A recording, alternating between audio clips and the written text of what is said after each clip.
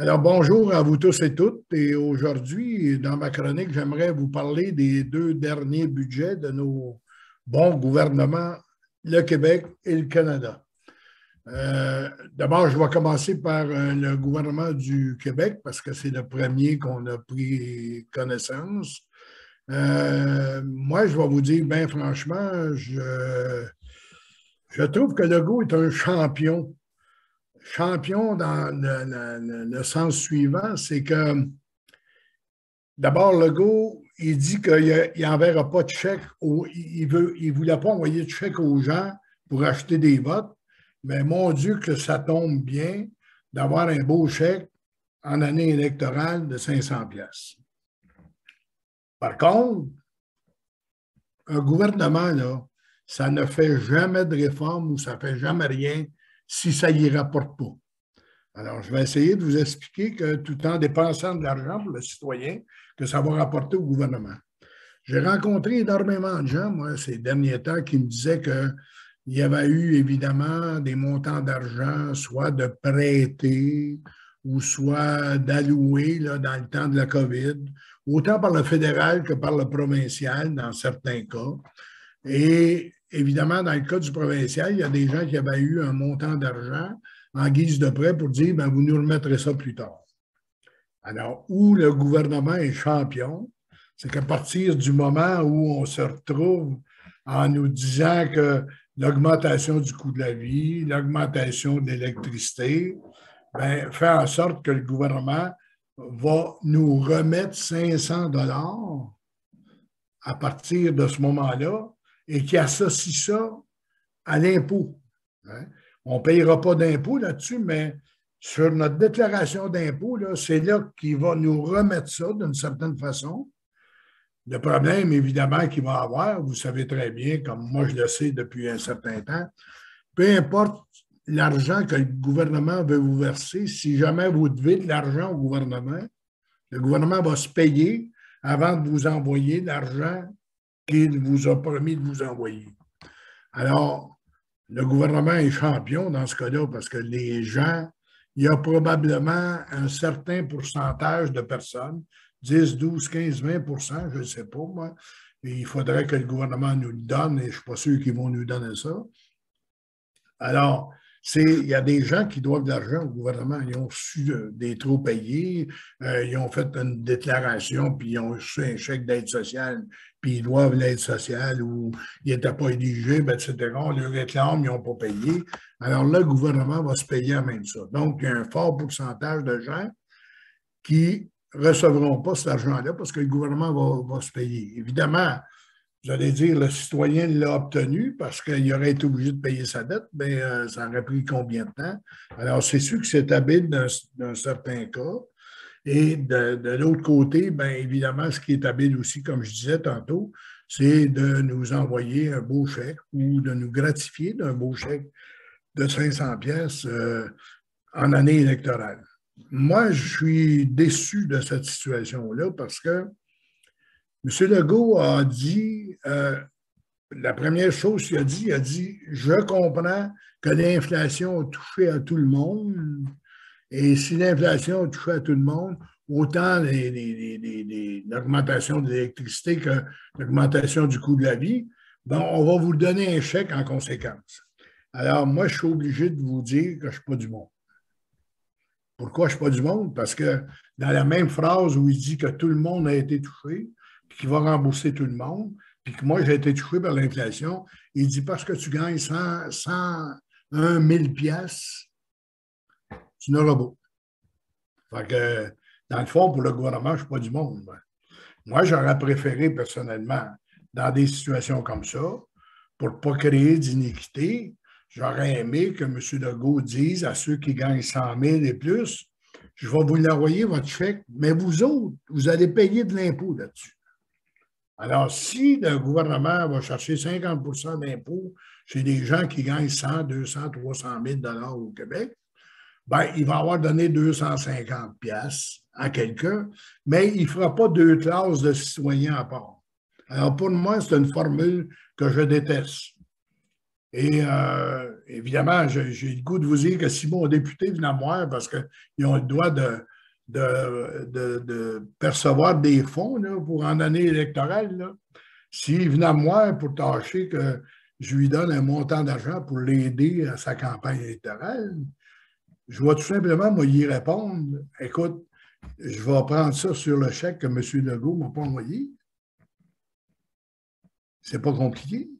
Parce que moi, il ne me considère pas comme du monde. Alors, vous voyez qu'il y a une forme d'iniquité que je n'ai jamais aimée, puis d'autant plus que je suis content, moi, qu'il y ait du monde qui gagne 100 000, 200 puis 300 000 pièces au Québec. Il n'y en a pas énorme, là, mais je suis content qu'il y en ait qui gagnent ça parce que les autres, ils payent justement pour ceux qui reçoivent des chèques d'aide sociale, ils payent pour ceux qui reçoivent des allocations familiales. Bien souvent, ils n'ont pas d'enfants, etc. Alors, c'est pour ça que moi, je pense que si le premier ministre avait été sérieux avec la prémisse qu'il a faite en disant que tout le monde est touché par l'inflation, ben, il aurait envoyé un chèque à tout le monde, mais il aurait pu dire en bas de 100 000 les gens le gardent en totalité, et en haut de 100 000, ils paieront de l'impôt, ça sera imposable pour ces gens-là. Puis comme il l'a fait transiter par nos rapports d'impôt, c'est facile à vérifier, c'est facile à faire, puis c'est facile à comptabiliser aussi. De toute façon, je pense que le gouvernement du Québec a fait un effort quand même. Je suis content, là. Je ne dis pas ça parce que je ne suis pas content, là, parce que moi, il ne m'en donne pas, puis je pense à d'autres choses. Là. Mais je suis content qu'on puisse aider les plus démunis. Je suis content qu'on puisse aider les gens qui en ont besoin, parce qu'il y a des gens qui en ont besoin.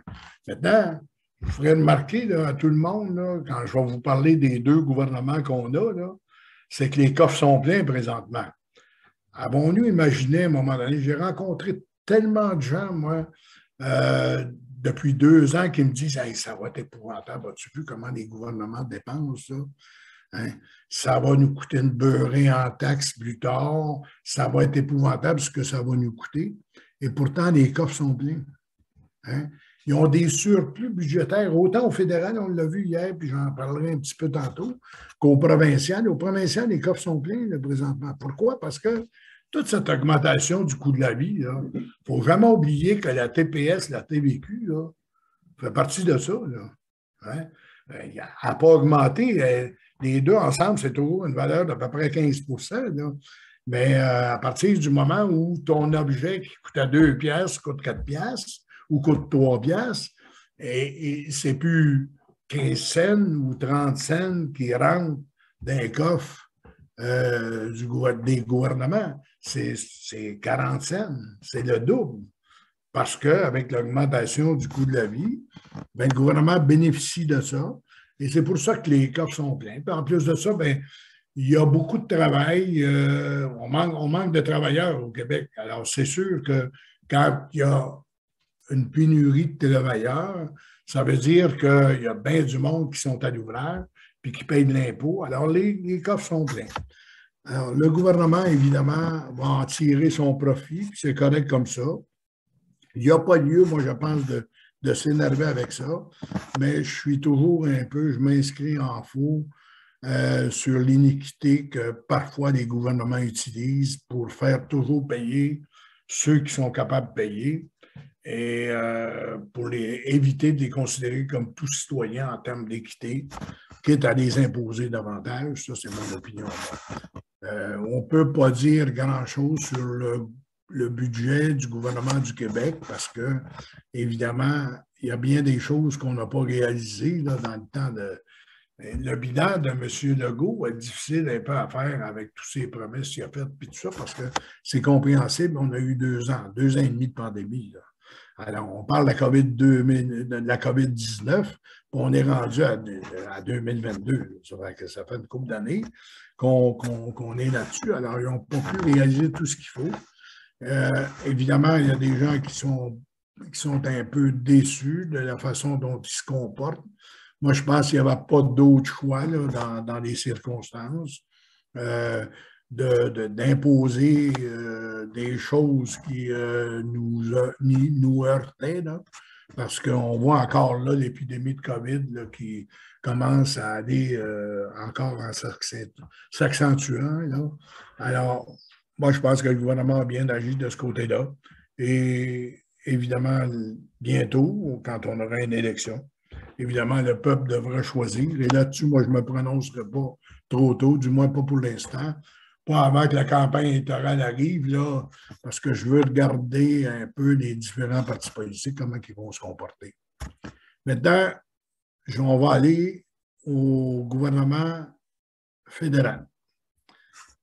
Il y a bien des gens qui étaient déçus de constater que le fameux NPD s'associait, le fameux mariage NPD libéral, là, pour tâcher de gouverner durant 4 ans. Moi, je vais vous dire franchement, là, je suis tellement content de ça, là, j'en reviens pas. D'abord, je vais vous dire, je suis content pour 2 raisons. La première des raisons, c'est que, vous savez, on a des élections tous les ans, comme on est parti là. Une année, c'est une élection municipale. D'autres années, c'est une élection fédérale. D'autres années, c'est des élections provinciales. Donc, on a 1 an de répit dans des situations normales. Mais quand on a des gouvernements minoritaires comme on a, minoritaires à Ottawa, à tous les 2 ans, on va en élection. Donc, ça veut dire qu'on est appelé d'aller aux urnes à tous les ans. Je suis un peu tanné, moi, d'aller voter. J'aime voter, mais une fois par 4 ans, là, je trouve que c'est en masse. Autant dans ma municipalité qu'au fédéral, au provincial, pour donner le temps aux politiciens de réaliser ce qu'ils ont réalisé, réaliser leurs promesses. Bien, aller voter tous les ans, là, parce qu'ils sont minoritaires ou pour toutes sortes de raisons, là, moi, je pense que ça provoque des écœurantites aigus auprès du payeur de taxes. Alors, je suis content parce que cette association-là a fait en sorte qu'on va avoir un gouvernement stable à Ottawa pour 4 ans. La deuxième raison pour laquelle je suis content, c'est que Trudeau a appris à ne pas garrocher nos impôts par les fenêtres. Et là, je vais vous parler justement du budget fédéral d'hier. Tout le monde avait dit, là, je me rappellerai, là, tout le monde, quand ils se sont associés avec le NPD, ils ont dit « Oh mon Dieu, ça va coûter cher parce qu'ils sont à gauche beaucoup, ils sont dépensiers eux aussi, puis ils n'ont pas peur de dépenser l'argent. Hein. » C'est pas ça qui s'est produit. Ça a fourni l'occasion au gouvernement fédéral, à Trudeau et son équipe, d'être low profile. Hein? On pensait hier qu'il y aurait des dépenses à plus finir. Ce n'est pas ça qui s'est produit hier. Évidemment, il a satisfait son alliance avec ce qu'on appelle l'assurance dentaire. Mais l'assurance dentaire, là, ça va être graduel, ça. Ce n'est pas une mauvaise affaire, d'ailleurs, pour les démunis. Là. Moi, encore là, vous savez, aller chez le dentiste, aujourd'hui, c'est tout un job, là. Puis ça coûte des sous, là. Alors, il y a beaucoup de personnes qui gagnent en bas de 30, puis 40, 50 000 piastres, là. C'est quasiment une hypothèque d'aller chez le dentiste, là. Alors, moi, je suis content qu'on commence à regarder ça pour les gens qui sont les plus démunis. Ça va s'échelonner sur une période de 3-4 ans. Oui, ça va coûter cher un peu, mais ça ne sera pas pire que l'assurance hospitalisation ou d'autres choses. Et je pense qu'on peut se le permettre comme État. Alors, ça, c'est une bonne façon. Puis ça satisfait évidemment le NPD.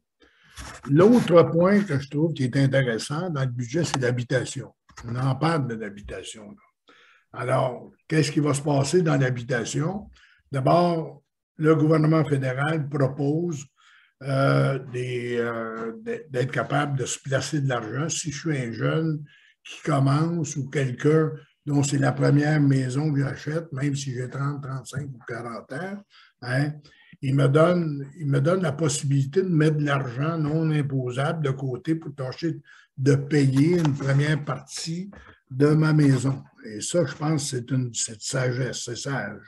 Et ça va aider, évidemment, au lieu de toujours dire bon, on a besoin d'habitation, il n'y a pas assez de loyer, etc., bien, ça va aider à cet égard-là ceux et celles qui pourraient se mettre réellement chez eux, devenir propriétaires chez eux. Ça, c'est le premier point. Par la suite à ça, il a dit qu'il mettrait, c'est pas défini encore, là, mais il s'est engagé, pour moi, les gouvernements sont accrochés sur le 500 pièces. Il va s'engager pour ceux qui ont de la misère à prendre un logement puis qui ne sont pas capables de le payer à cause d'un salaire trop bas, à leur envoyer une aide de 500 pièces pour ça. Il n'a pas déterminé comment ça se faisait, mais ils vont travailler ça là-dessus. Alors, ça aussi, ça va aider les plus démunis. Puis ça va aider aussi les propriétaires, parce que les propriétaires, évidemment, ils veulent faire des réparations, ils veulent faire de l'entretien, mais ils sont toujours à bout de souffle, eux autres aussi. Alors, ça va venir rétablir une certaine forme d'équilibre. Et en plus du don de 500 pièces là, ben, il va mettre de l'argent pour tâcher de mettre des loyers, de faire de la location. Alors, ça, c'est encore une bonne mesure. Cette mesure-là, en habitation, était nécessaire parce qu'on voit que c'est un problème très fort dans la population. Il a dit aussi qu'il favorisera l'immigration. Moi, je pense que qu'est-ce qu'on a à jaser aujourd'hui, c'est qu'on manque de main-d'œuvre. Partout, là, écoute, moi, dans mon secteur ici, là, il y a des usines, là, puis je jase avec mes entrepreneurs, là, puis ils me disent, on a beau chercher des gens pour travailler, on manque de personnel, on manque de personnes pour venir travailler. Hein. Quand on est rendu dans certains restaurants, on commence à vouloir se faire servir par des robots, là. Ben, évidemment, ça vient supposer qu'il n'y a pas trop de monde disponible pour travailler. Donc, il favorise une certaine forme d'immigration bien ciblée, en tenant compte, évidemment, de nos objectifs dans chacune des provinces. Comme exemple, au Québec, nous autres, des immigrants, on va avoir des immigrants parlant français, donc il y a moyen de trouver ça. La preuve, c'est que dernièrement, j'ai travaillé le dossier, moi, d'un de mes amis de la France là, qui voulait s'en venir travailler dans le coin. J'y trouverais de l'ouvrage. C'était possible d'y trouver de l'ouvrage un peu partout, mais c'était l'immigration qui arrêtait tout ça. Alors, qui envisage favoriser une immigration intéressante pour venir chez nous, c'est une bonne idée. Alors, ça, c'est une autre affaire qu'il a faite. Dans son budget, hier, il a dit qu'il taxerait les banques. Moi, je pense que oui, ça vaut la peine de taxer les banques. Les banques, par contre, il faut faire attention parce qu'il faut épargner les petits épargnants aussi. C'est jamais la personne qui a bien de l'argent qui est attrapée par ça, mais c'est surtout les petits épargnants qui peuvent écoper là-dessus. Ça ne sera pas une bonne idée. Mais les banques sont capables de concourir, encore une fois, à ce que l'État aille plus facilement. Il a parlé d'aider l'Ukraine. C'est bien sûr que l'Ukraine aussi, c'est bien important. On peut pas passer à côté de ça. Il s'agit de regarder les nouvelles, là, puis on est tous estomaqués, tout le monde, avec ce qui se passe là. Et évidemment qu'on est dans un État aussi, je dirais pas riche, là, mais dont les richesses sont palpables, excusez, alors qu'on soit capable de mettre de l'aide là-dedans, c'est une bonne idée. Il y a aussi, puis les gens, ça a passé presque inaperçu, là, il va taxer le vapotage. Hein? Le vapotage, moi, je suis un peu d'accord avec ça, parce que ça a aidé bien du monde à arrêter de fumer. Par contre, on nous dit qu'il peut y avoir aussi des effets secondaires à vapoter. Ça fait que, évidemment, si les gens étaient capables de bannir tout ça, ces affaires-là, ça serait une bonne idée, puis ça pourrait améliorer leur santé. Alors, somme toute, je veux vous dire que le gouvernement fédéral a quand même fait un budget et c'est pour ça que ça a ramené Trudeau à la raison. Je soupçonne évidemment Mme Freeland là, de le mettre au pas de temps en temps. Hein. Elle a l'air d'avoir pas mal de cette personne-là. Elle a l'air être bien fiable là, puis très responsable.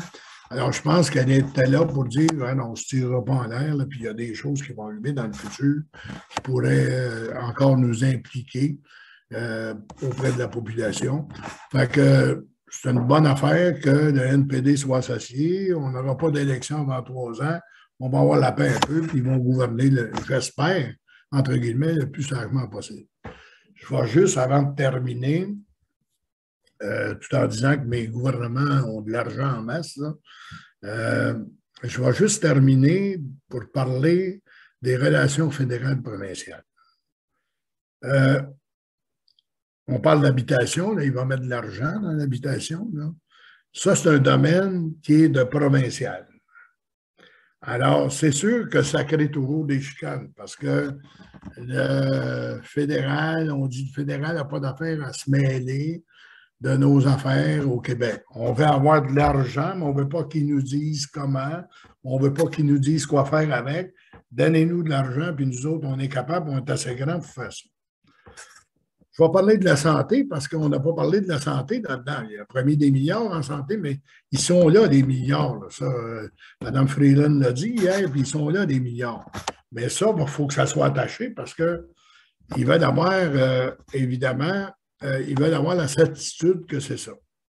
Moi, là, si j'étais à la place de Trudeau, j'aurais peut-être l'intention de faire comme lui, puis de dire, écoutez, les gens de Québec, puis les gens des provinces, pas juste Québec, tous les autres provinces, on va s'asseoir en table, on va discuter. Je ne sais pas si vous vous rappelez qu'il y a quelques années, là, c'était Harper qui était au pouvoir, il a envoyé un peu plus qu'1 milliard au Québec, hein, comme compensation pour la santé. Puis, rappelons-nous que notre bon ami, M. Charest, qui était premier ministre en temps, là, il a baissé la TPS avec ça. Hey! Pas fort, là. Hein? Il a pris cet argent-là, au lieu de la mettre dans la santé, il l'a mis pour baisser la TPS parce qu'il s'en allait en élection. Ça fait aider, évidemment. Ça, là, moi, j'aime pas ça comme payeur de taxes. Pourquoi j'aime pas ça? Parce que M. Legault, là, il est mieux de ne pas faire le fanfaron trop tôt là, quand il va arriver pour la santé. Il dit qu'on est capable, qu'on est assez grand pour gérer la santé. Là. À date, là, il n'y a pas personne qui... Moi, depuis 25 ans, là, il n'y a pas personne qui m'a prouvé qu'il était capable de gérer la santé. Partons de Lucien Bouchard, qui a congédié des infirmières. Allons à Mme Marois, allons à Charest, allons à Couillard, puis allons à Legault. Là. Le système de santé, là, il a passé son temps à dropper. Il est pourri. Hein? Il est bon quand on rentre dedans, un coup qu'on est rentré dedans. Là. On a un bon système de santé. Mais à part de ça, là, pourquoi là, que durant la pandémie, là, on nous a mis des masques dans le visage? Pourquoi durant la pandémie, on nous a mis des couvre-feux? Pour éviter la pandémie? Oui, en partie. Mais on est allé bien plus loin pour une seule raison. Surtout au Québec, on n'avait pas un système de santé qui était capable d'absorber les malades. Fait qu'on vient de pas dire qu'on sait qu'on est bien bon pour administrer la santé. Là. On a eu un paquet d'obligations à faire pour préserver le système de santé qui craquette partout. Fait que, moi, si Legault, moi, à la place de Legault, j'irais bien poliment, là, puis je dirais, hey, nous autres, Joe Matamor, on sait quoi faire en santé. Non, vous ne savez pas quoi faire. Parce que le système de santé, là, ça fait 25 ans qu'il se détériore. Puis, pas parce que les gens n'ont pas essayé, c'est pas parce qu'on n'a pas mis d'argent là-dedans. On a ajouté des milliards, des milliards. Hein? On est rendu que juste le ministère de la Santé au Québec, là, il va chercher la moitié quasiment du budget du Québec. Alors, c'est pas parce qu'on n'a pas mis d'argent, mais c'est parce qu'on n'a pas pris les bonnes décisions, j'imagine, parce que le système, il craque de partout. On est en train de le refonder, on est en train d'essayer de trouver des solutions. Hein? Et rappelons-nous qu'il y a combien de premiers ministres qui nous ont promis d'avoir un médecin de famille. Là, on n'aurait plus besoin de médecin de famille. Là. Ils ont changé ça. Le gouvernement, c'est comme ça, hein, quand ça veut. Quand c'est rendu au bout, là, puis qu'ils sont plus capables, là, ils changent l'ordre des choses. Ils disent, là, l'objectif, c'est plus d'avoir un médecin de famille. C'est d'avoir une possibilité d'être capable d'avoir un contact avec un médecin en quelque part, quand on en a besoin.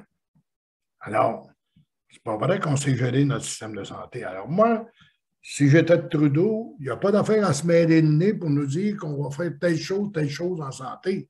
Mais Trudeau doit être ferme et dire le milliard ou le 6 milliards que je vous donne, les provinces en santé, là, C'est pour pas qu'il y ait du monde qui meurt dans les hôpitaux et dans les CHSLD, comme il y a du monde qui sont morts durant la pandémie, là.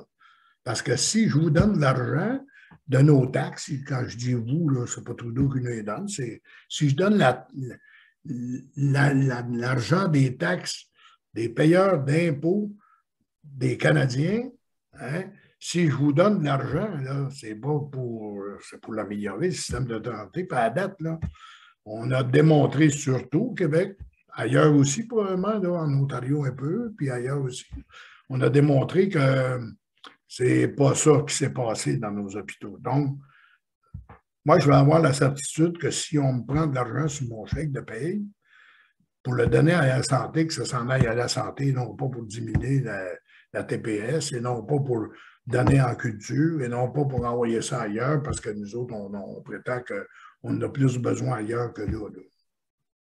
Alors, voilà mes commentaires. J'espère que oui, ça va être difficile, cette négociation-là, mais le gouvernement fédéral va devoir, avec l'ensemble des provinces, ils sont condamnés à s'entendre pour faire en sorte que nous autres, Canadiens, on soit bien protégés dans notre système de santé. Puis quand on va à l'hôpital ou quand on s'en va dans un CHSLD, qu'on soit soigné avec dignité. Voilà. Merci.